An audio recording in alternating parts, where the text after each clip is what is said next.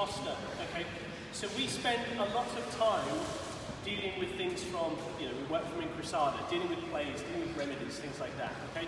What we don't spend a great deal of time on is actually how to use the Posta and why they're so important, okay? So I say this a lot, but we have traditionally called Posta sentinel positions, okay? Which means they are positions of attack, positions of defense, they're moments in time, and they're also quite often an action in themselves, not always.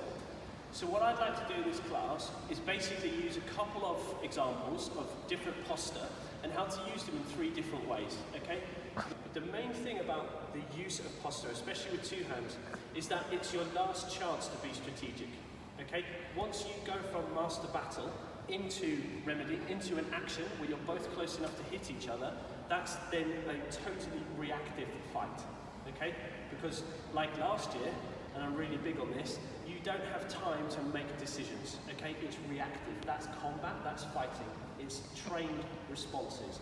So when you're facing off against your opponent, whether or not it's one posture transition, or you're both unsure and you keep transitioning between different posture and positions, the idea is that's your last chance for you to try and gain an advantage without being in distance, okay? And what I'm going to do is use the examples of this class to try and give you that idea to take away, again, always things to take away and apply to your own classes. So, part number 1, we're going to use examples, we're going to choose some examples of strategically using Posta to force an action, okay? Remember, like I said, it's the last time you have to really be strategic, okay? To try and not go into the reactive fight, okay? So, like I said, the manuscript gives us some examples, but it's wrong to think that just because you have 2 Posta facing each other, that's how it always works, okay? Same as last year, when something's important, I repeat myself a lot. The best solution to face off against another person's position is the one that you want to work for you. I give you the first example, because I'm still at a distance where I can still try and dictate and give myself the upper hand, okay, if I'm good at this. Is we're going to use Kodanda, okay? I like this posture a lot, okay? Absolutely loads of power in it, and I'm basically giving the impression that I'm completely open. Now, this is obviously a bit more of a challenge for us because we're all Fiorists, okay? The idea is this guy wouldn't know my system, okay? So he would potentially look at a position like this and think, what is going on? Look how open you are, okay? I like to use this posture a lot to try and force someone to thrust at me, okay? Because I'm still being strategic, okay? I'm trying to force him to fight in a way that I want him to fight, okay? So what you guys are going to do, and again, we'll build it up, we'll layer it up, is no matter what posture you're in, I want you to use Kodanda, and I want you to play around with distance a little bit, and this is going to be really important for the next set of exercises where we're going to start coming in with those posture transitions, all right? So it's obviously off the left foot, very little weight on the rear foot. Reason why is because this is pretty much dictating which way I'm going to go, and there's no weight on it because I'm pretty much only going to be coming forward. Okay, that's why. So I'm kind of setting all of that up with this position. So it's a distance-based exercise, this. So I want you to move around in this posture, and I want you to figure out how close you can get to that person before they feel like they can thrust at you. Yeah, because I'm trying to force him to thrust at me. This is why I'm using this position, yeah? And the minute and there you go, he's shown me that's the part where I want to send a thrusting. Okay, Kodanda, right? As I say,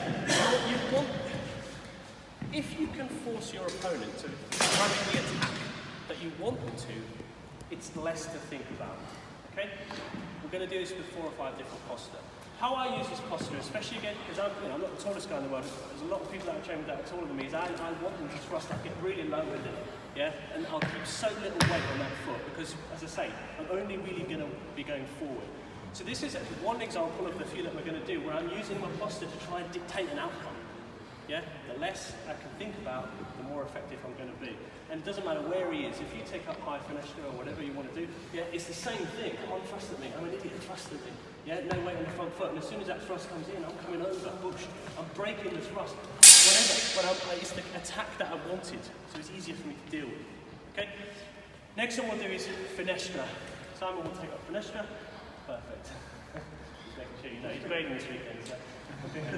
Okay, I'm here. Okay, I can transition my weight forward. I can keep my weight nice and back. Okay, we're going to basically use finestra to dictate again the kind of attack that I want to do. We're going to do it in 2 ways.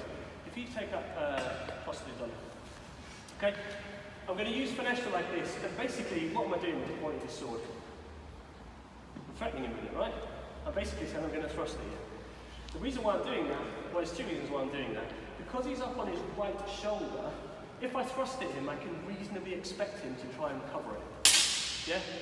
So again, I'm threatening at the point, I can expect him to cover it. Now I want him to cover it, so that I can come close and go through. Again, I'm dictating a predictable outcome. Yeah? And if he's stupid and he doesn't, well then I'll kill him anyway. Yeah? So that's the whole point. Finestra is not only designed to come up into, to take a centre line, but it's also something to collapse and wind off of. Okay? So that's the next one. Okay? Same principle. Get close, thrust. If he covers, cut around or close. Okay? If he doesn't cover, well then you've just won. Okay? That's the next one. For example, use Posta to still be strategic. Do you all understand what I mean when I say about being strategic versus reactive? Yeah? So, I will explain again. I asked the question, I'll explain again. If we're both fighting and we're just cutting at each other and we're meeting Kodanda, yeah? From here on in, decision making, no time.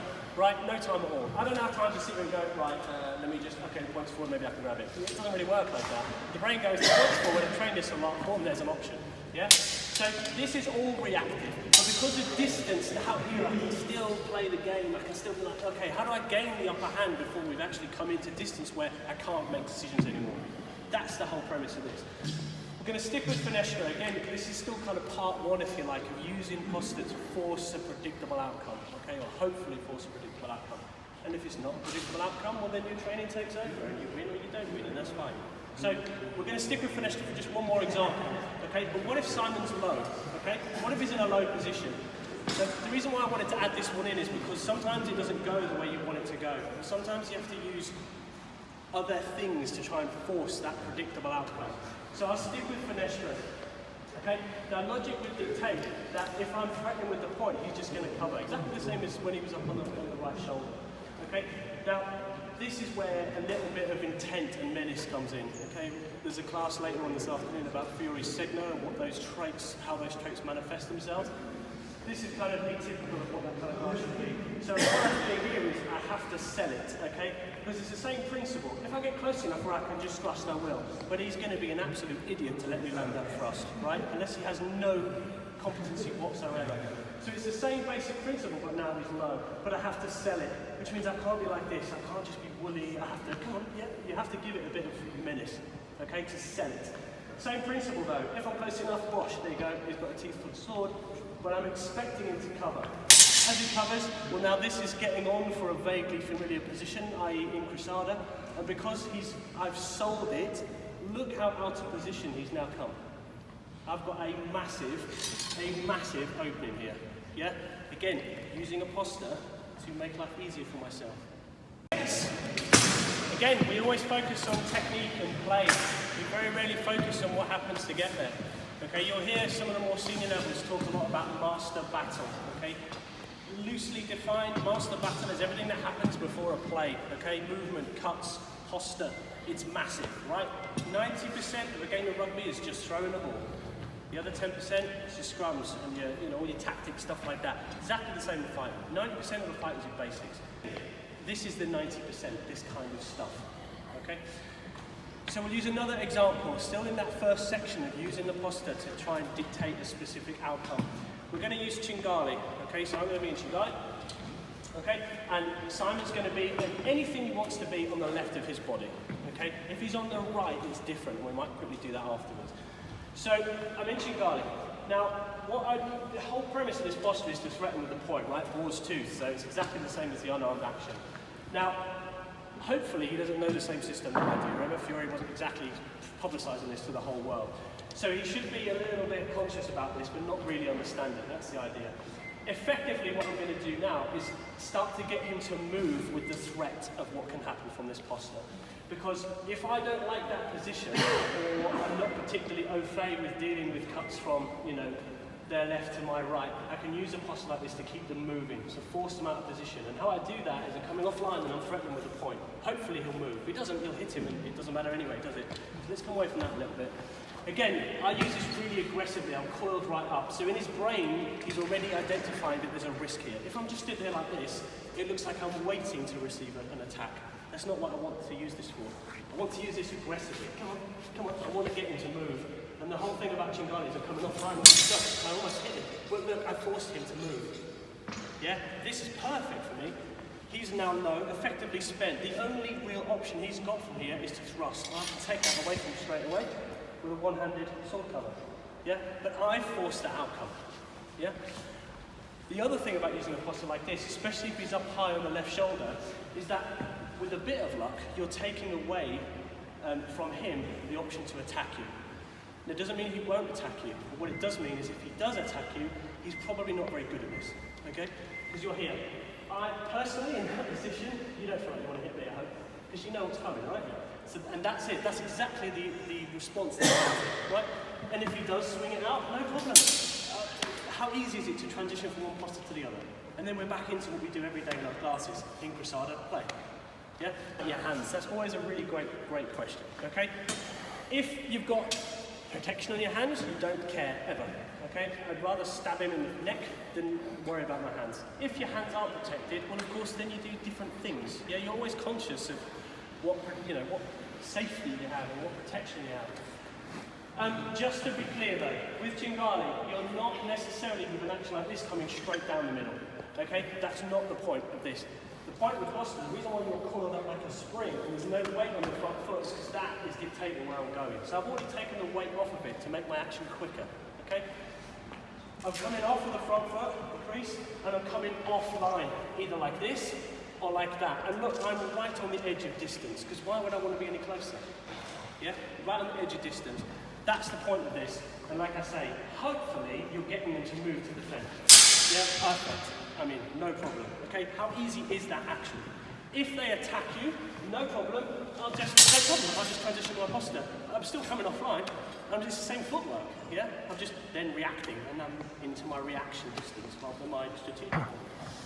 Next one we're going to use, and I'm just doing a couple of examples, right? But just to be clear as well, we're literally just scratching the surface. Like I said at the beginning, the best way to use a posture is in a way that you want to use it to define hopefully a specific outcome. So there is no right or wrong with any of this. So part 2, okay, is using a posture change, is a posture transition, okay, to force a change, to cover a line of attack, etc.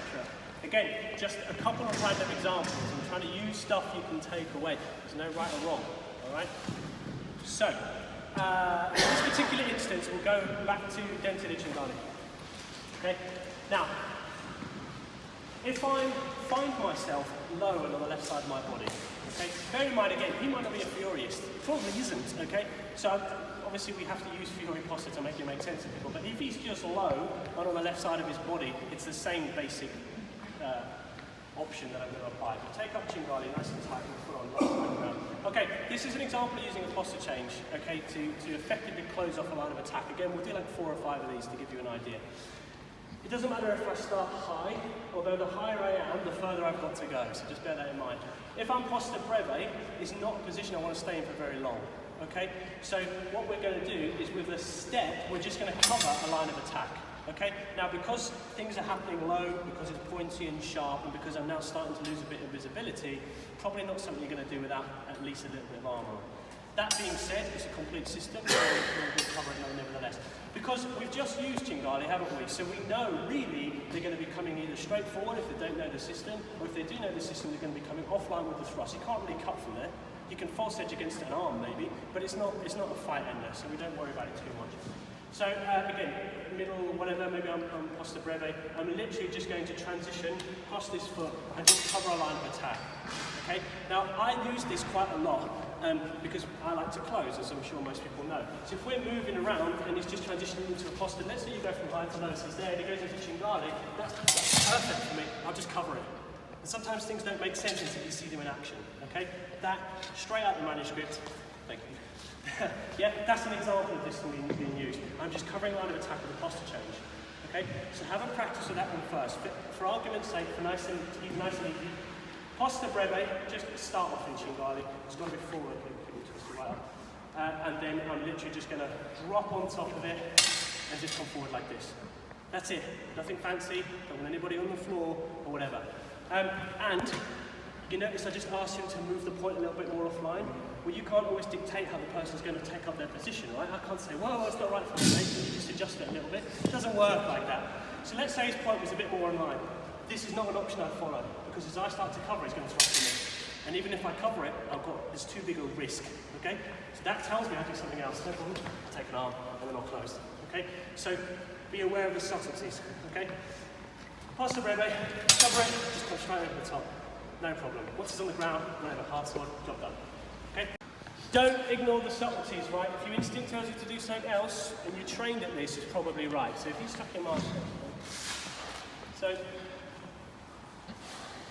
if something's obvious, it probably is. So if someone's taken up a Chingali, but they're too in distance, and they've just dropped into that posta, because of where I am, me honestly, personally, from this distance, I just hit him on the head, because he's too close to me. I forget all of that, yeah? Don't ignore the obvious stuff, all right? Now this action isn't a technique, this is a transition of posta, okay? So I'm going from, we set it up quite officially, we said posta breve, and I'm covering down into, what posta is this? Orto di ferro, exactly, okay? But just to recap, it's a moment in time, right? So if we're moving around and he drops into that Chingali, because look where the point is, that's where I go, because the point is well offline. Bosh, no problem. If the point is not where I need it to be, okay, we're moving. If it's exactly that, I'm not going to try this kind of action because he's going to thrust at me and I'm dead. Okay, so don't be blind to the obvious. All right. The next one, we're going to do a transition of posta, but on the inside line. Okay, it's a little bit more complicated now, perfectly legitimate, and exactly what posta de finestra is used for. So, what I'm going to do, let's set it up. Okay, I'll start nice and high. You're going to start nice and high. Okay, we're kind of cancelling each other out now. Okay, we start a lot of sparring like this because it's easy, but we're cancelling each other out. So I don't want to stay here. But let's say, as we're transitioning through our posta, bearing in mind we could do it once, twice, or 10 times if we're both a bit nervous. I'm basically just going to steal a line by changing posta. Okay, but now I'm going to wait for him to do something first. Okay, in this case, let's say he's going to just send a cut in. What I'm going to do is transition from this posta, and I'm just going to take an inside line. All I've done is transition from one posta to the other. Okay? And I'm slipping back. Okay? The benefits, the position I've found myself in, the options I have from there should be pretty obvious. Okay? It's not a technique, a posta change. Okay? Now if you get really clever and really good, and you're up for a bit of a risk, because it is a risk, you don't have to wait for him to cut. You can move, and just come forward. Because he's only got a couple of options in that position. Again, I'm judging the posta, right? His attack is really only going to come off the right shoulder. And it's really only going to be high to low, isn't it? It could be a mixed arm, maybe. But like I said, a bit of a risk. Because I'm judging what I'm looking at, I know he's not going to cut me from down here. So I can ignore it, yeah? This is what I'm trying to build in this lesson. I can steal that line with a posta change and still find myself in quite an advantageous position because I know his likely options from that position. A couple of positions like that, but what happens when it goes wrong? Because it will go wrong, okay? I'll give you a couple of examples, and let's just build this up, because there's quite a lot going on there if you really break it down.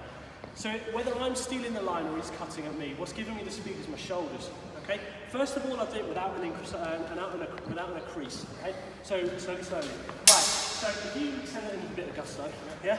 It's quite hard. Look, my point is kind of not even really on centre line. There. It's quite hard, okay? If I'm using my shoulders like this and I'm giving it an offline foot movement into finestra, I should get a much better look now onto the right side of his head. So I've opened the line, okay? Remember, this isn't a technique, so there's still loads of options going on. You can absolutely close at me, no problem, yeah? That being said, let's say I completely misjudge that. The ground is slippery, I haven't taken up the position or whatever. What did I say at the very beginning in the first section about finestra? What do we do with finestra? We keep it out there and we let it fold. We're either thrusting or folding. That's fine. Exactly the same. It's one system, right? So let's say really slowly I come up and I make a complete mess of it and it's a really hard strike. That's okay. I'll let it fold. Because I'm just going from a familiar posta anyway. Yeah? And I'm straight into all these other options again. I'm going to win. Right? If something fails, do something else. Okay? But the more we train, the more we prepare ourselves for what happens when things do go wrong. The next one we're going to do, again, this is just a transition, just forcing a transition and forcing an outcome because of a posta transition, is you're going to take a fedente, yeah. And you're going to catch it posta frontale. Okay, so coming over. So I'm going to catch it posta frontale, nice and loose. Okay, no problem. I've got nothing open to me here, but most of us are drilled to death are largo plays. What about just abandoning that idea altogether? I mean, look, there's a largo play, there's a largo play, yeah, there's a largo play. Abandoning that altogether and just keeping with my posta. Whether I'm quite loose and quite far away, or quite tight, I can make the space to drop this into just bicorneo. Okay?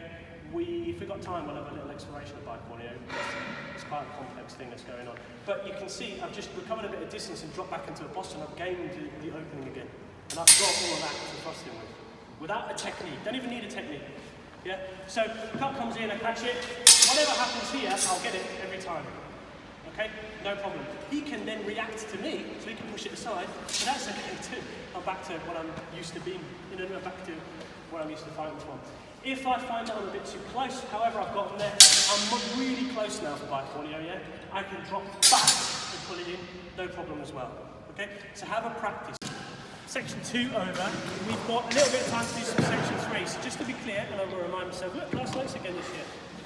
Part 1, we used Posta to strategically force an action, didn't we? We used Kodanda to get them to thrust, we used Finestra to get them to cut and use, yeah, this is using Posta to dictate, semi-dictate what they're going to do. It doesn't always work, okay? That's why we have our plays, okay? Part 2 was about using a fence with creating some kind of a fence with a Posta change. Okay, so we used Finestra again, didn't we? We come into the inside line. It's all about using Posta transitions to create some offence and backing your opponent. Again, well before we've gotten to any place, it's all the 90%. This is your basics. You throw in the rugby ball. Part 3, I think we've got time to do 2 actions from this. So part 3 is around dealing with other people's position by using Posta or coming out from your Posta. Again, well before any plays happen. Alright? So the first one we'll do, I'm just going to chop the order up with this a little bit. I'll do the most important one first. Posta breve is absolutely your friend, right? Let's say Simon's taken up Posta longa. Okay?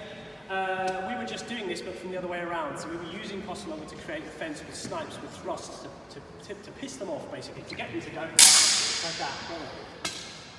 Let's say now I'm the good guy, and he's taken up a position, either Posta longa or a position like it. Again, we can't assume he's a Fiore, so that probably isn't. How am I going to deal with something like this? There is no right or wrong answer. The easiest ways to do it are with a tight, large-scale action, like this, to create an opening, especially if you're moving in the same direction that they're moving that weapon as well. Let's say he's throwing it around and pissing me off a little bit. I'll wait, because he's already going that way anyway. So things like that. The best way to do it is just use Posta breve. Posta breve is your friend all of the time. It's dealing with thrust, it's dealing with Posta longa. I'm safe. As long as I'm behind that thing, I'm safe. Even if only for a second, yeah? Because as soon as he starts moving again, we're back to other stuff. That's exactly what you're going to do. You're going to have a game, basically, with this. The thrusts are going to be gentle, because they don't want anything underneath the mask or anything like that.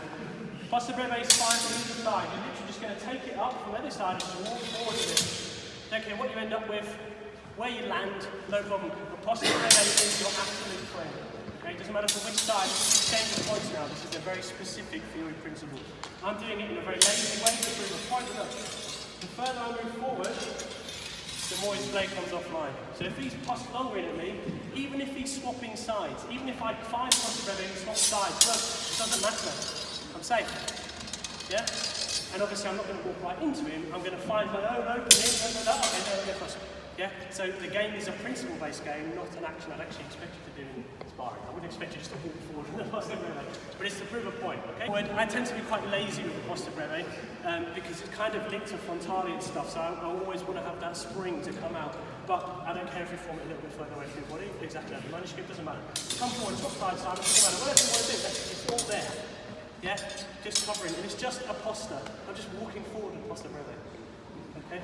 I want to do one more thing. Okay, section 3 is the whole basis of that was around just using a Posta and effectively dealing with what they're giving you just in that Posta. Okay, so breve is a really, really good one. Okay, breve is your friend. What's also your friend is frontale as well. Frontale is great against positions like this, but it's also great for actual attacks at you too. When you see people sparring, and we won't talk about spine as such, but what you'll see is that the exchange will happen, an incrusada will be found, and they kind of either car crash or they spin off of each other. Yeah, they do all these fanciful, wonderful things. The whole thing about, especially frontale, is if you take it, it's a position you use to fight from. So keep it, keep that position. No matter what happens, you can transition between both sides, and you've got a decent cover for most of the high attacks you're going to get. So if Simon sends in a fendente, frontale, I'll keep it. Okay, no matter what happens. If I don't have an opening to do a play, to do a technique, I kind of do, but let's say I don't, yeah, I'll just keep this position. I'm not going to let things drift to places that I'm unfamiliar with, because that's when it becomes a mess, right? Keep it there. If you swap sides or the cut was on that side, it's fine. I can stay just over the other foot. So from the right shoulder, it's just over my left knee, and I'm just catching it like this. Doesn't matter where I catch it. Right at the end, it's okay. The closer I get, the more I'm at risk of hitting my knuckles, but you know, I've got gloves on, I'm not bothered. Right here is perfect, okay? If the attacker's on the other side, this stays forward. It's just made over the other side. Don't try and do any of this kind of stuff that you see in other schools. It's like this, okay? It's just frontale. And that's it. So then you take one off this side, yeah, moving, pass it, come around the side, pass it there, now we just start from that shoulder. So I'm moving and moving, back in there, check. Then we move again, I'm up, yeah, check, no problem. Just frontale, okay? Very dominant position. You can sit behind that pretty much all day. Okay? Posta, right? It's part of master battle. Using them, moving with them, reacting from them, familiar positions, and it's all about being strategic, right? An engagement starts the second one of you decides to have a fight, right? You moving. As long as you know it's coming, yeah, you're good. You've got at least a bit of an advantage. If he's from the same system, it's unlikely, but whatever position he's taking up, okay, I want to use my own positioning to try and force an outcome, to make it easier for myself, okay? So that's exactly what I do. He's nice and high, his point's off, I'll bring my point and I'll just creep forward. Now I'm aware of the risks, okay? I know that it's pretty much, his number one action is a fendente for that shoulder, okay? So I know I'm a bit close. I know that if I don't move and you cut, you can get me. I know that, right? But I also know I'm close enough to thrust at him. And I also know that I'm close enough to thrust at him. If he's cutting me, I can thrust at him while I'm moving back. Yeah? It might not be amazing, but it's an action. And it's my posture that's giving me that. I'm using all of this. Yeah? And if I want to force him off of that line, if he's really wound up into that, and I know there's a shed ton of power there, I'll take up Ching. Because where is he going to cut me from? That shoulder. I'll wait. As soon as he does, I'll beat it, and I'm in. Yeah? I'm using my posture to gain the upper hand. And because I'm a cheeky so-and-so, if he's up on that shoulder too, and I know I'm reasonably good with distance, I can also be down low as well. And I can threaten this entire side of his body. Now, I'll threaten it on the basis that he's going to have to come out with something, unless he's stupid, he's just going to carry on with loads of power. Look, I've got a massive cut there. I don't need plays. 90% of your fight is your basics. Okay? And if he does react to that, because I'm selling it, and he covers, perfect, where am I? There's an open, one step, stretto. All from my posta. You understand? That's the beauty of posta. That's why they are so important. Okay? It's your last chance to be strategic.